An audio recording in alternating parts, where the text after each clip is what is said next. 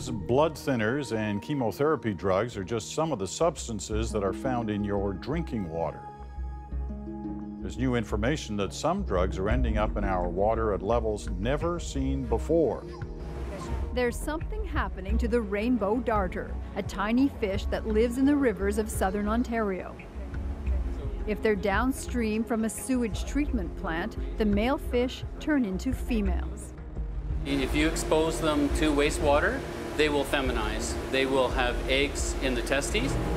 What's causing the males to develop eggs? Human hormones, residue from prescription drugs that are flushed into the river. Painkillers, blood thinners, chemotherapy agents, hormones, antibiotics.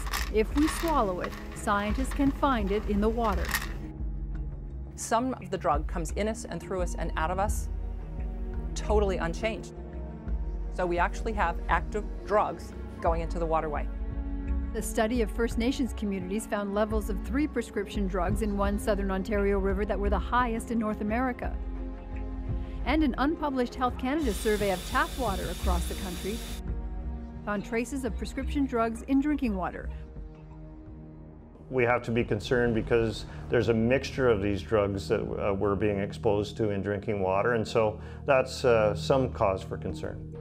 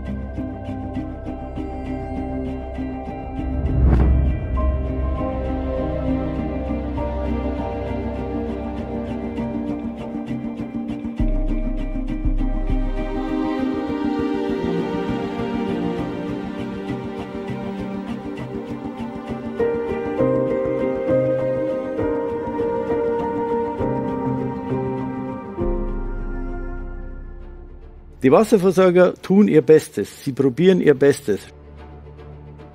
Wir haben einen Schwemmkanal und dieser Schwemmkanal, da kommt ja nur noch konzentriertes Abwasser rein. Das kommt in die Klärwerke klären es einigermaßen, aber keine Mikroplastiken, keine Medikamentenrückstände, gar nichts. Und das Wasser, das dann die Kläranlagen verlässt, bezeichnet sogar der bayerische konservative Rundfunk als explodierte Apotheke. Jeder Wasserversorger wird dir sagen, dass sein Wasser super ist, unbedenklich. Man muss eines sehen, die Europäische Wirtschaftsgemeinschaft hat einen Leitwert empfohlen, 1980 von 400 Mikrosiemens. Heute ist er bei 2790. Also am besten ist es selber testen. Und da gibt es ein einfaches Gerät, das heißt TDS. Also gelöste Stoffe. Im Jahr 1950 hat die französische Regierung der Universität Paris den Auftrag gegeben, untersuche mal, warum in gewissen Gebieten Frankreichs die Leute sehr früh sterben und sehr oft krank sind, während sie in anderen Gebieten, im Gebiet um Wolvik in dem Fall, sehr gesund sind und wenig Kosten fürs Sozialsystem verursachen. Nach 24 Jahren hat er das Ergebnis vorgelegt und er hat gesagt, es ist alles eine Frage des Wassers, des Trinkwassers. Und er hat auch Qualitätsbestimmungen gemacht, weil wir sind ja 70% Wasser und alle Flüssigkeiten sind Blut, Speichel und Urin. In dem bewegt sich ja der ganze Stoffwechsel. Und er hat gesagt, Wasser bis 84, 85 TDS packt der menschliche Organismus. Vom Himmel kommt es mit 0. Ich messe damit natürlich keine Bakterien, keine Viren, keine Medikamentenrückstände, Fungizide. Alles, was wir finden, die ganze Apotheke. Aber die leitenden Stoffe, Metalle, Salze, Ionen, die Mineralien. Wasser ist ein Magnet. Und vom Himmel kommt es mit 0 ppm. Also ganz reinstes, sauberes Wasser. Natürlich zähle ich Chemtrails in diesem einfachsten Messverfahren nicht dazu. Von dem, was vom Himmel kommt, bis zu dir in die Hauswasserleitung, dann hat es einen ewig langen Weg. Die Leitungen sind 10, 20, 50, 100 Jahre alt. Und Wasser ist ja ein Magnet. Jetzt stell dir vor, du würdest das Wasser, was wirklich super, sauber und rein ist, in die Hauswasserleitung geben. Bis es bei dir in deinem Glas ist, wäre es total braun, weil Wasser ja saugt. Wasser ist ein Putzmittel und je sauberer Wasser, umso mehr nimmt es auf. Und deshalb werden auch sehr oft Kalk als Fällungsmittel beigegeben und wird der Bevölkerung als wertvolles Calcium verkauft. Also das, sage ich, ist die Massenverblödung, dass hier einfach Stoffe zugesetzt werden, damit einfach das nicht korrosiv wird. Es hat dramatische Folgen. 70% ist Wasser und die Qualität deines Lebens wird abhängig gemacht von der Qualität des Wassers, das du trinkst. Auf der Flucht vor der eigenen Verunreinigung hat der Mensch begonnen, Löcher zu bohren. Das nennt man Mineralwasser. Dieses Wasser halte ich für die menschliche Genetik nicht geeignet, außer es kommt aus einer artesischen Quelle aus eigener Kraft. Es gibt ja die Trinkwasserverordnung und getestet werden 55 Stoffe. Finden tut man zwischen 2 und 30.000, also 2% werden getestet. Bei der Mineralwasserverordnung testest du 16 Stoffe von wie viel tausend, aber 16 Stoffe werden getestet mit anderen Kriterien. Getestet werden nur einzelne Stoffe, aber die Wechselwirkungen überhaupt nicht. Also es ist ein Milliardenbusiness. Letztes Jahr 3,2 Milliarden wurden umgesetzt mit Löcher bohren und Wasser reinzapfen und abfüllen und dem Konsumenten verkaufen. 12 Stunden nach der Abfüllung wird getestet und danach nie mehr wieder. Und die Keime explodieren dir bei der Wärme. Drum steht ja immer drauf, kühl, dunkel, trocken, lichtgeschützt. Die Summe der Fremdstoffe. Oder halt eben, wie gesagt, Sulfat ist das beste Beispiel. Oder Natrium oder Fluor und was da ist. Und das wird noch als gut verkauft. Das Thema Mineralien ist extrem wichtig für unsere Gesundheit, aber aus dem Wasser nicht. Je sauberer Wasser, umso mehr kann es aufnehmen, je mehr Energie es hat und je mehr diese Aufnahmefähigkeit ist. Die besten Wassertester, die Wahrheit liegt in der Natur, liegt Hunde, Katzen, Wachstum von Pflanzen. Jede Pauschalierung ist schlecht und das gilt auch für Wasser und für Wasserfilter genauso. Dass teuer gut ist, stimmt beim Wasser überhaupt nicht. Nichts glauben, selber prüfen, selber nachschauen.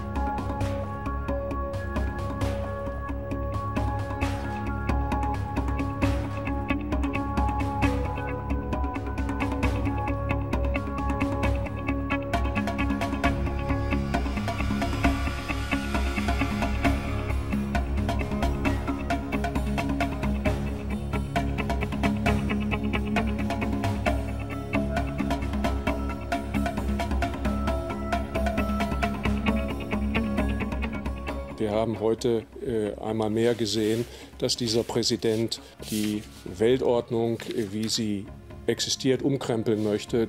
Wir werden in ein Konzert der Mächte, so scheint es mir, hineingeraten. Und er hat Wladimir Putin heute auf diese Bühne zurückgehoben. Wir müssen uns erinnern, Barack Obama hatte Russland zu einer Regionalmacht erklärt und heute wurde dem russischen Präsidenten geradezu der rote Teppich ausgelegt. Wir sollten nicht glauben, dass dieses Amerika Trumps das einzige Amerika ist. Es gibt schon eine große innenpolitische Krise und es ist völlig ungewiss, in was das reinführen wird. Es ist sehr gut möglich, dass mit diesem Tag auch der Widerstand wächst, der dieser Politik in den USA entgegengebracht werden wird.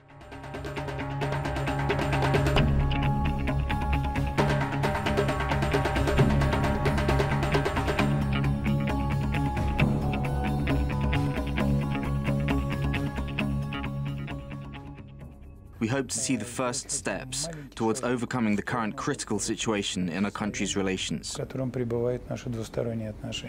This approach has to be based on a commitment to develop mutually beneficial cooperation, taking into account the interests of the other countries as well. And these factors together can create the right environment for cooperation. We need fair competition in politics and in the global economy.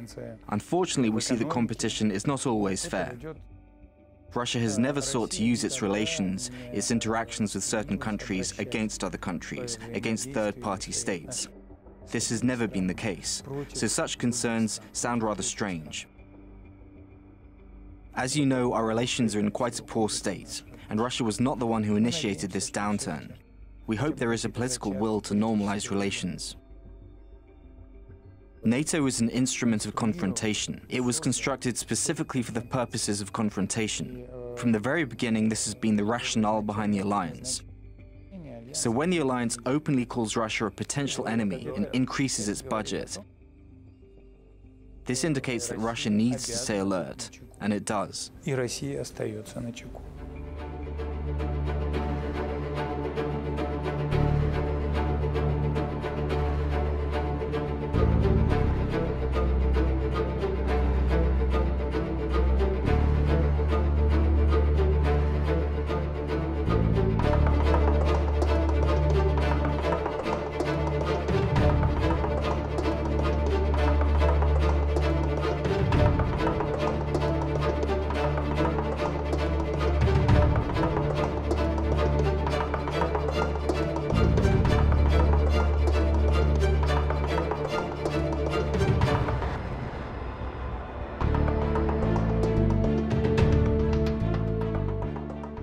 So we're protecting Germany, we're protecting France, we're protecting all of these countries.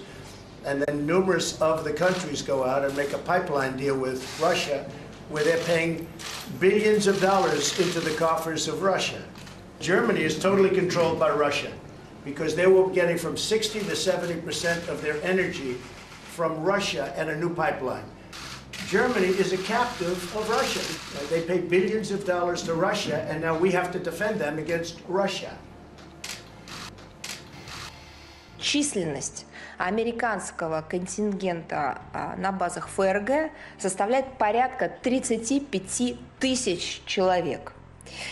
Вот это к вопросу, кто по-настоящему контролирует Германию. У нас в Германии бизнес, а у Соединенных Штатов в Германии военные базы.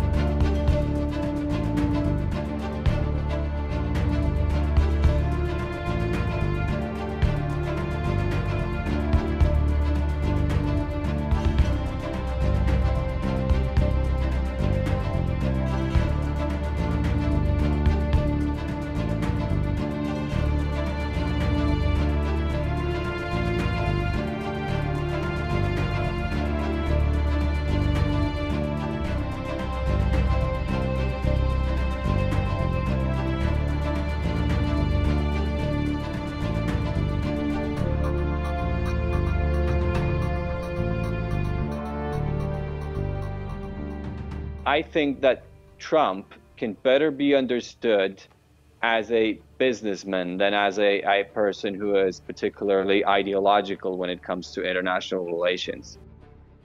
He's speaking on behalf of the US oil and gas industry, the petroleum industry, trying to convince Europe to substitute Russian petroleum for US gas and basically capturing the European market for US gas exports.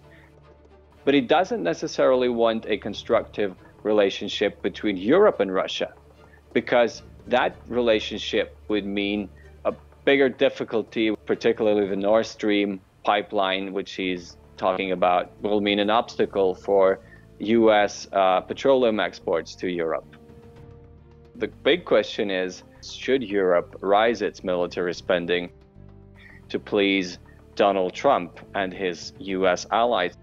I think that's a whole different question. And also, especially if we enter into the discussion about who does the NATO benefit.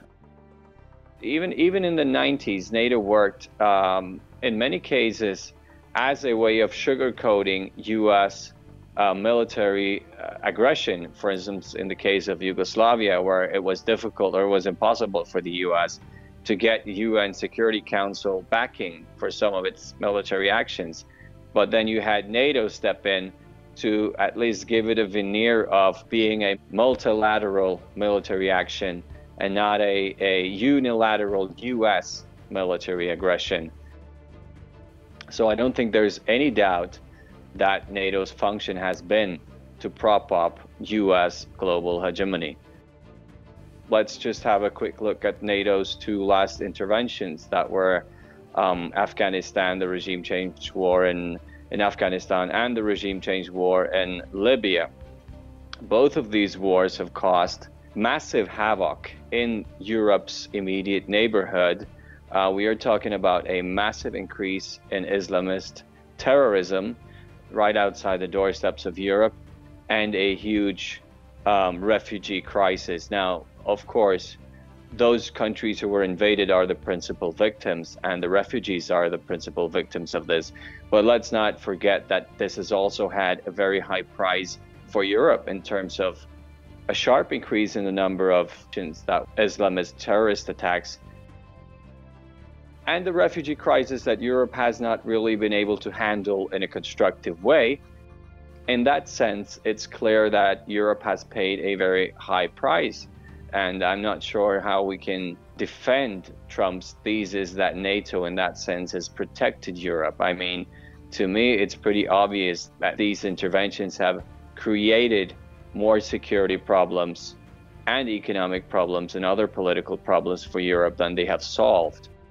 And they've certainly created greater problems for Europe than for the US.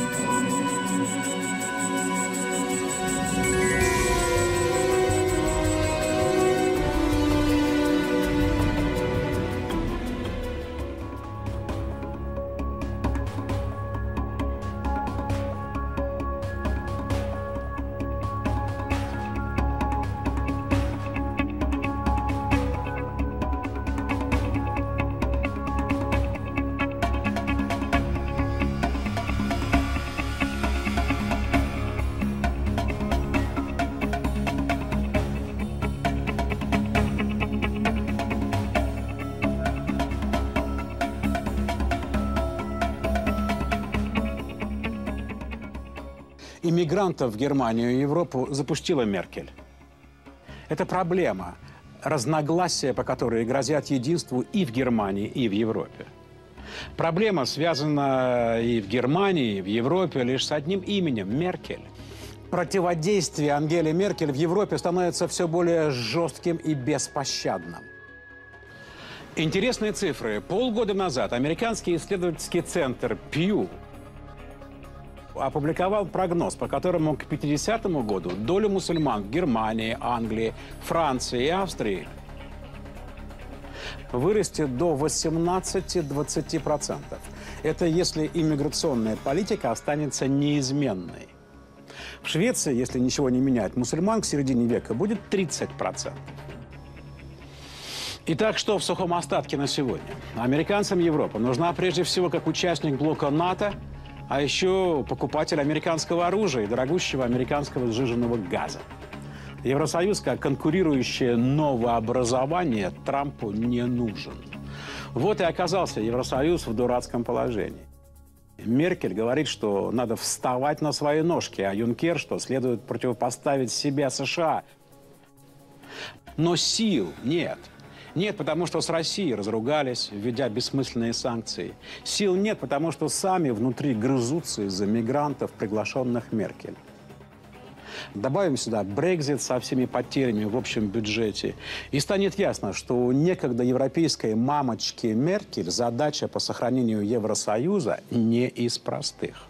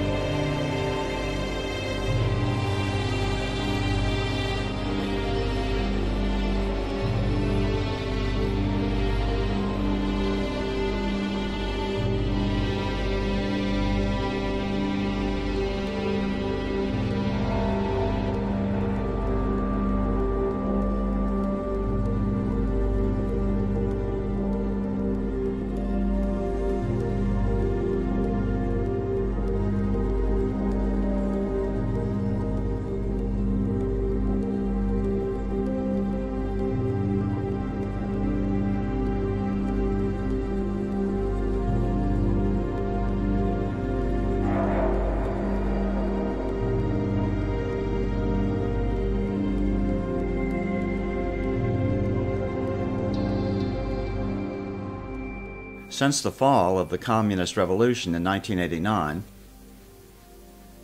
the political history of the Western world has been dominated by a battle between two opposing political theories. The globalist or New World Order theory that strives for the destruction of nationalism through open borders and mass immigration.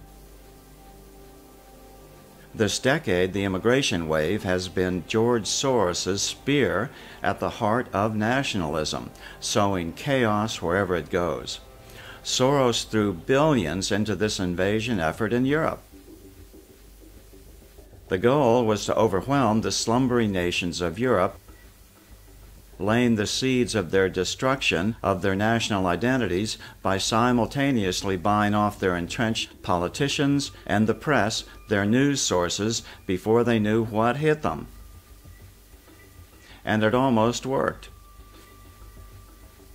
Marcel de Graaf, an outspoken member of the European Parliament from the Netherlands, recently outlined the Soros plan and its already visible evil fruits.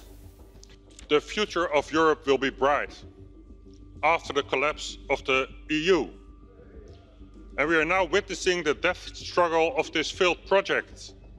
We see it in the elimination of the freedom of speech, in the demonization of political opponents, in the acceleration with regard to an EU army, in the opposition against democratic governments of Poland and Hungary, in the sabotage of Brexit. We see it in the creation of an enemy image of Russia. It are all rearguard actions of a union which already failed. It's a union of happy migrants that profit from our welfare state and miserable citizens who are just good enough to pay the bill but are silenced about their grievances. Where is the outrage in the EU? It's not there. This union creates more problems than it solves. And we have seen a debt crisis, a migrant crisis, and now a crisis in political freedoms. What started as a project to progress peace through trade has deranged into a suppressive totalitarian instrument of a globalist elite. That is the true character of the EU. The EU has no future. The future of Europe is to the nation states and its people.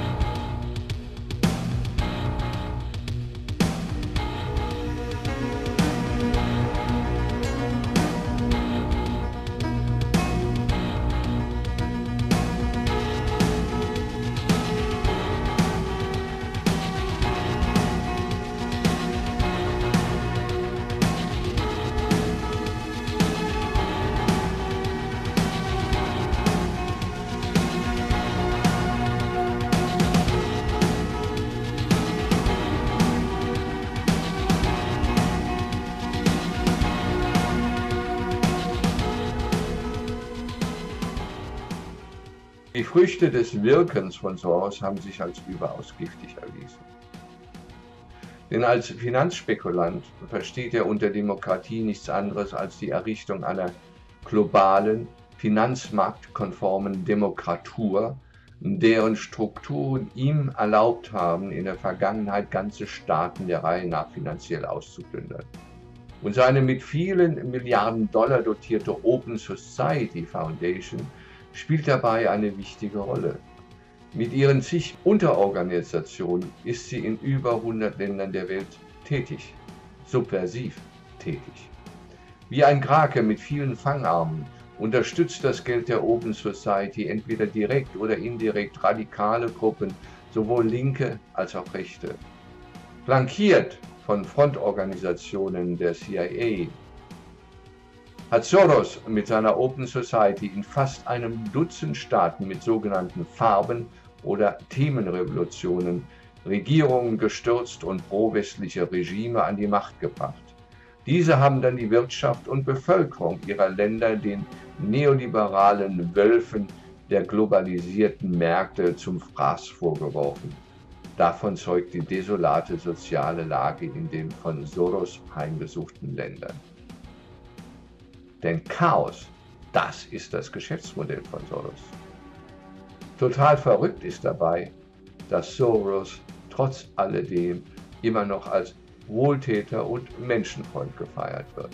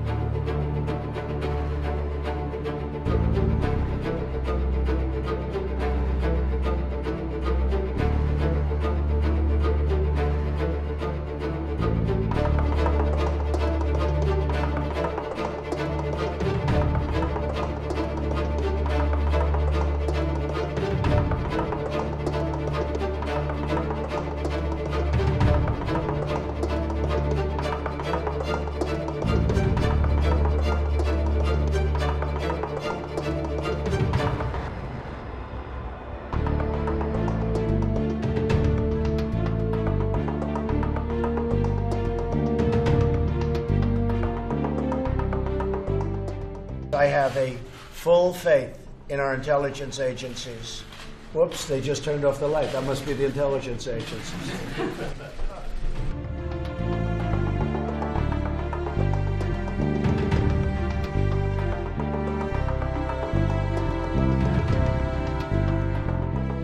Мы видим, что в Соединенных Штатах есть силы, которые с легкостью готовы принести в жертву российско-американские отношения. В жертву своим амбициям в ходе внутриполитической борьбы. Готовы жертвовать интересами своих союзников, как в Европе, так и на Ближнем Востоке.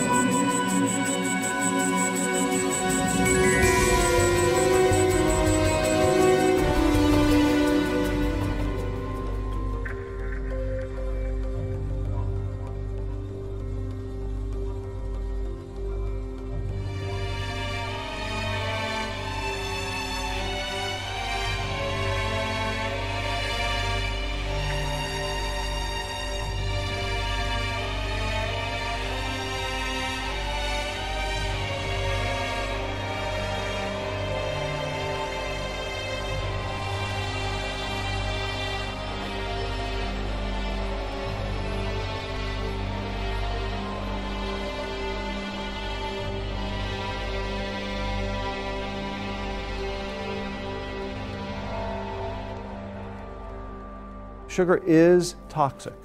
All of the diseases of alcohol, type 2 diabetes, fatty liver disease, and brain problems, we are now seeing in children.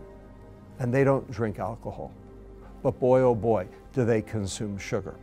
Right now, we have 412 million diabetics walking the planet. That is 7% of the world's population. And that will likely go up to 700 million by the year 2030 if we do nothing. The food industry and the sugar industry has actually impacted in a very negative way the knowledge and the research that went on 45 years ago that led to this premise that it's all about calories, that it's all about saturated fat, that it's all about how much you eat and how little you burn. We now know that that was a canard. The sugar industry and the processed food industry have basically, shall we say, lined the pockets of specific health professionals to exonerate sugar and come down on saturated fat as the primary nutritional demon. Sugar beverages are only 37% of the added sugar in our diet. 16% are in things that we refer to as sweet or dessert, you know, ice cream, candy, cake. That means that 49% of the added sugar is in foods we didn't know had it, such as salad dressing, barbecue sauce, hamburger buns, hamburger meat. When you go to a restaurant, you don't know what they put in there. So it is impacting you. It may be impacting you in ways you don't know. So you can see that this is not because of calories. This is not because fructose has a caloric profile. It's because it has a biochemical profile which is very much akin to alcohol. And it is for these reasons that this molecule fructose, and therefore sugar, is toxic unrelated to its calories. So now we have the knowledge and now we have the data about sugar and its toxicity and its abuse, its ubiquity and its negative impact on society. It meets all the criteria for regulation in some fashion. Diabetes, type 2 diabetes, can be reversed if you catch it early enough. If you've had it for 10 years, it's a different story. But if you're relatively recent into type 2 diabetes, you can reverse it. But you can't reverse it until you fix your liver. And you can't fix your liver until you fix your food.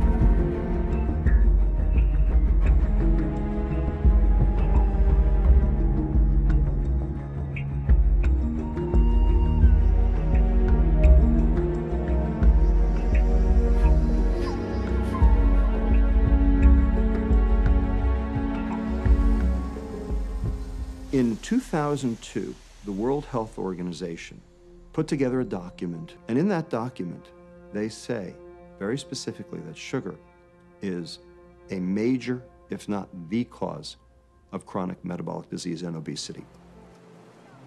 I am 12 years old and I weigh 212 pounds.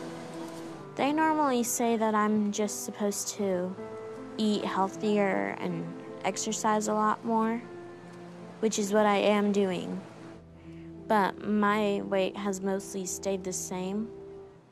This whole generation of kids, they're doing their best. They're torturing themselves to do the cure that we tell them, and it's the wrong cure. And we're blaming the willpower, the moral fortitude of these kids, and it's a crime.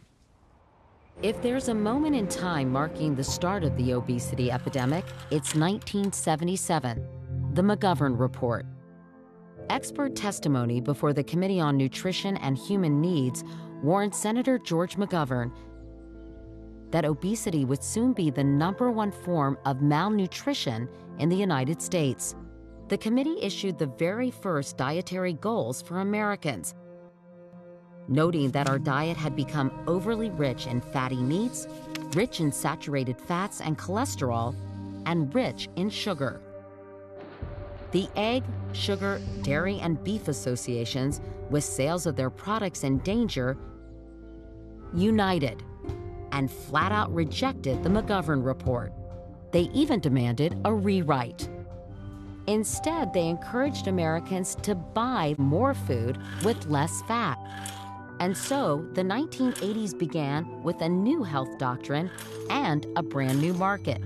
Every food product imaginable re-engineered to be low in fat. When you take the fat out of the food, it tastes like cardboard. Food industry knew that. So they had to do something to make the food palatable. So what'd they do? Dumped in the sugar. Fructose, the sweet part of sugar, can only be processed in the liver. When your liver is pushed to the max, the pancreas comes to the rescue by producing excess amounts of a hormone called insulin. Insulin is the energy storage hormone. Insulin turns sugar into fat for storage.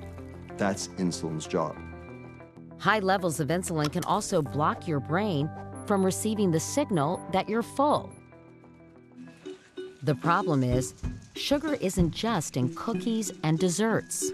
If you go to the supermarket, there are 600,000 food items, and 80% of them have added sugar. A lot of people think that they can just switch from sugar to artificial sweeteners. Diet this, diet that, Splenda, aspartame. But if it triggers hormonal responses that cause you to produce more insulin, they make you crave more, they make you hungry, that you think sugar's on the way, your brain's like, oh, wait a minute, I think sugar's coming, I tasted it. So low sugar, low fat, diet foods, they're dangerous and they're actually disease producing as well.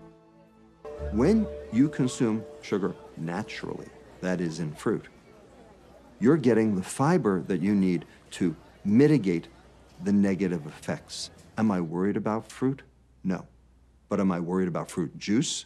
Oh, you bet. Because when you take the fiber out, you might as well be drinking a Coke. Food addiction is a real thing. The studies show that your brain lights up with sugar just like it does with cocaine or heroin. In fact, sugar is 8 times more addictive than cocaine. So if you start your baby early on addictive, highly sugary foods, they're going to become addicted. The food industry knows that the earlier they introduce these foods to children, to infants, the more likely they will have branded them for the future.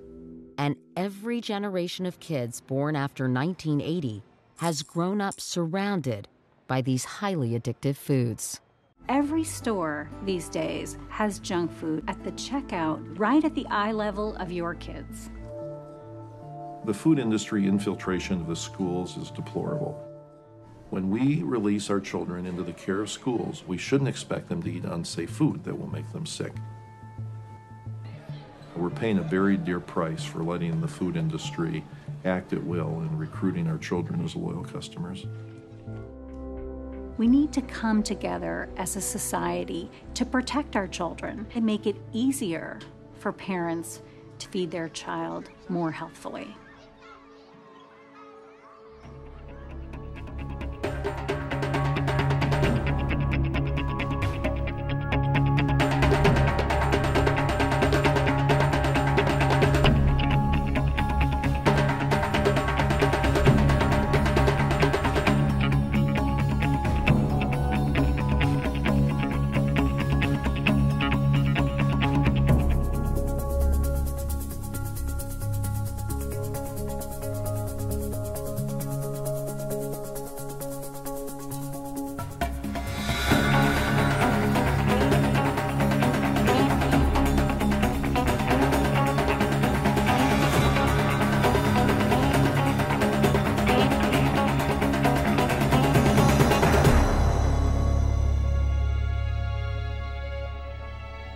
want to do one thing and only one thing, get off of sugar. Sugar is a deadly metabolic poison. Sugar is the leading cause of Alzheimer's. Sugar is a major cause of cancer, a major cause of heart disease, a major cause of diabetes. This is, it's a major cause of colds and flu. You can eat 1 teaspoon of sugar. Within 2 hours, your immunity will be reduced by 50%. One cola drink has about 10 to 12 teaspoons. So you eat 1 to 2 teaspoons, your body is going to be in biochemical chaos for 6 to 8 hours. So if you eat sugar in the morning, put some sugar in your coffee or have a breakfast cereal with a contained sugar, and then have more sugar at lunch and more sugar in the evening, guess what? Your body is going to be in biochemical chaos 24 hours a day.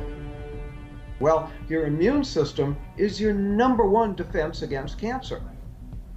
So if every day you're constantly lowering your immunity because you're eating sugar, you're going to make yourself more susceptible to cancer. Cancer cells eat only one food, and that's sugar. So if you eat sugar, you're feeding the cancer.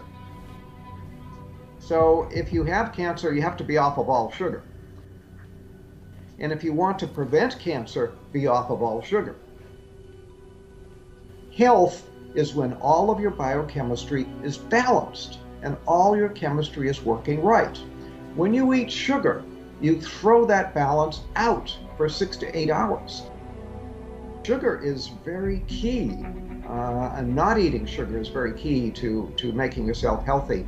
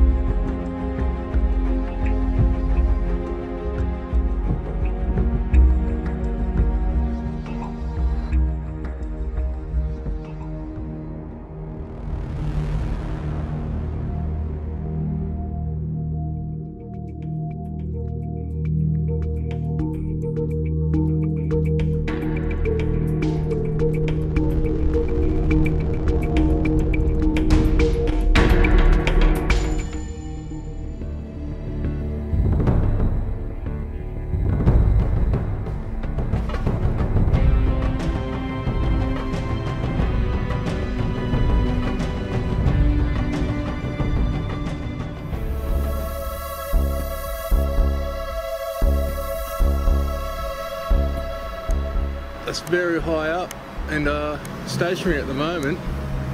Beautiful.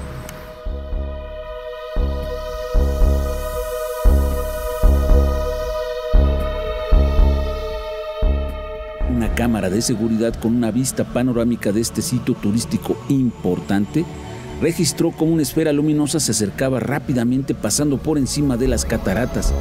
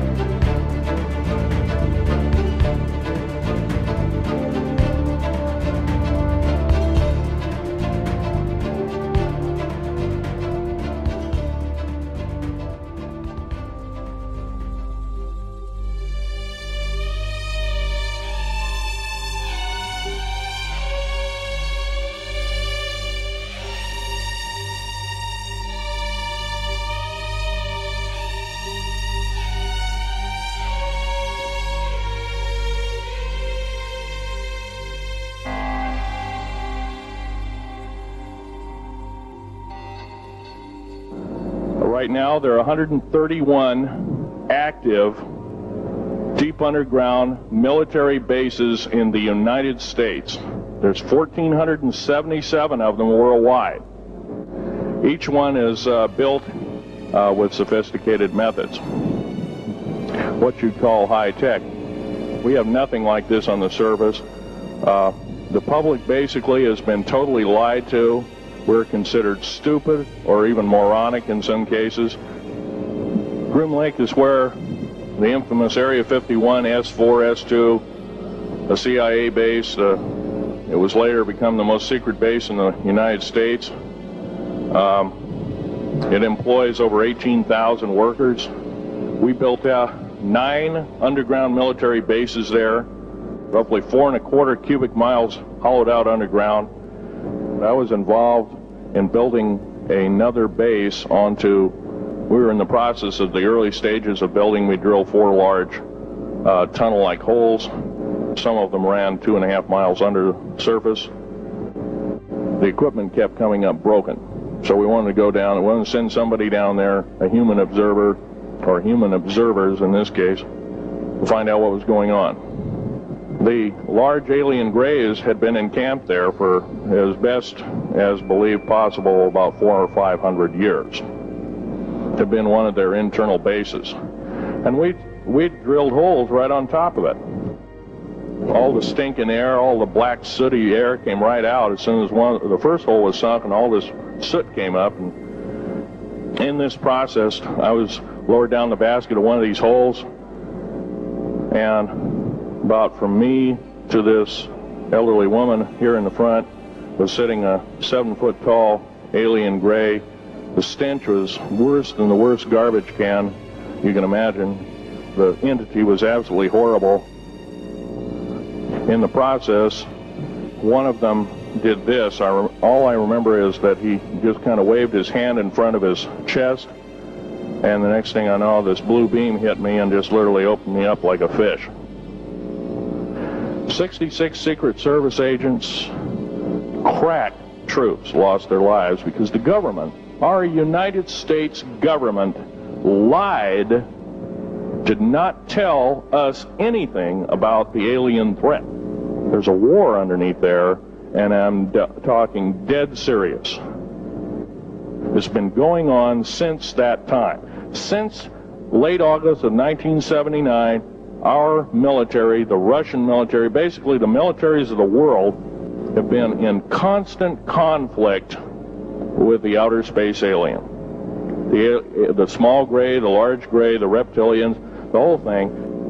The alien agenda is the complete takeover of this planet, the killing off of 5, 6 to 7/8 of the world's population by the year 2029.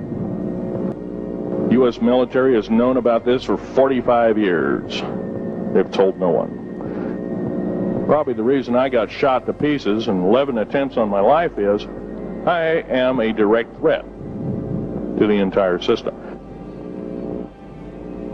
The New World Order, the alien agenda, is one and the same. It's world takeover and the decimation of the population of this planet. There are 9 races of alien populations.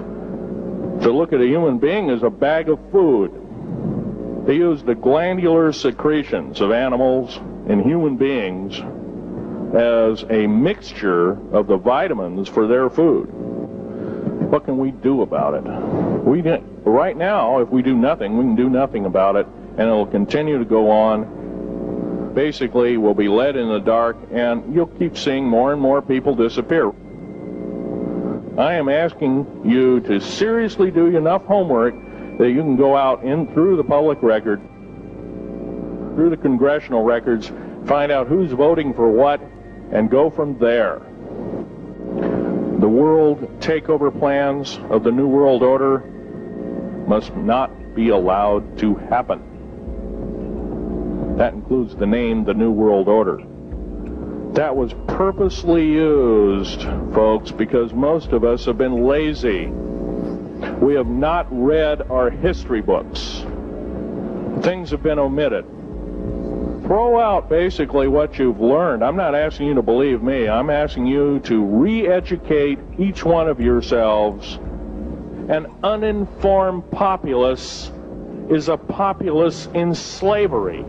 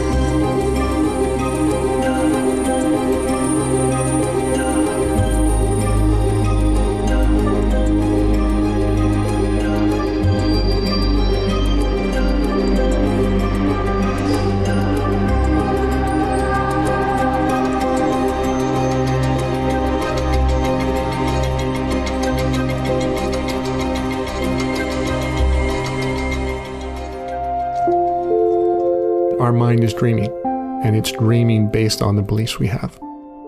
And this is when we begin to notice this is a problem, is when those dreams in our mind, the scenarios we're running, are very emotional and negatively emotional.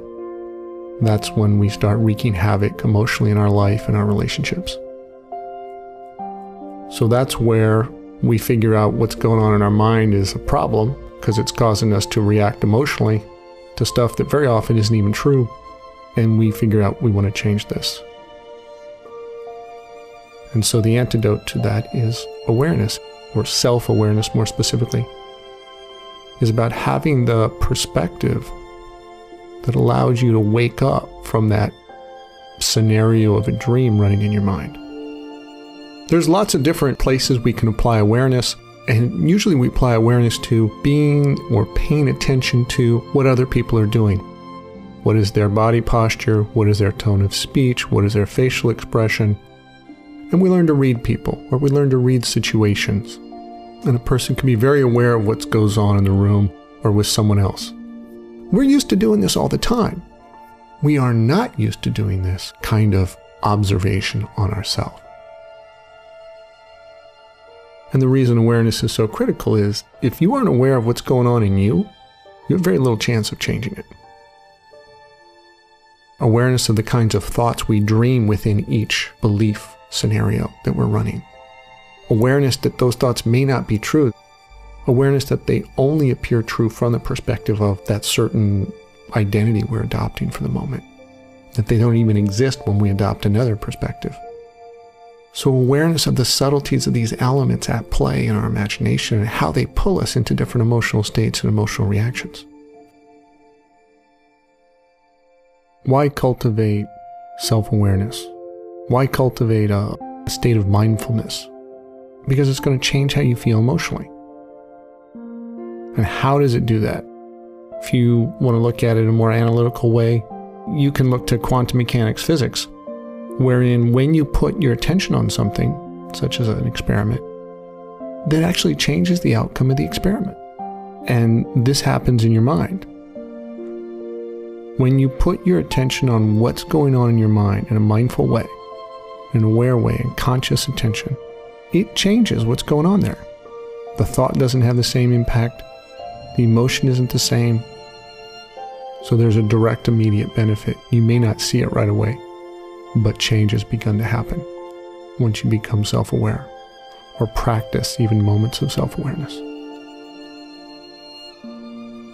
Awareness, and by that I mean self-awareness of what goes on in your mind, your emotions, your physical body posture, how you're feeling, the way you're behaving, the words that are coming out of your mouth, the mood you're in, how you're treating other people, how you're treating yourself, the thoughts you're believing. One of the ways this happens is by being this observer, we'll call neutral observer of your mind. Your perspective when you're in a mindful state is to observe the mind running these stories and scenarios. And you're essentially standing outside the bubble of what your mind is doing, going, wow, there's a show going on there. You are not in the show. You're not being carried for the ride. You're outside that story, observing it, what the mind's conjuring up. And that in itself is a major change, because you're now watching your mind dream from that perspective of neutral observer in that mindful state. You're not going to believe the thoughts that are passing through, or you're not as likely to believe them, or you're not going to believe them as much.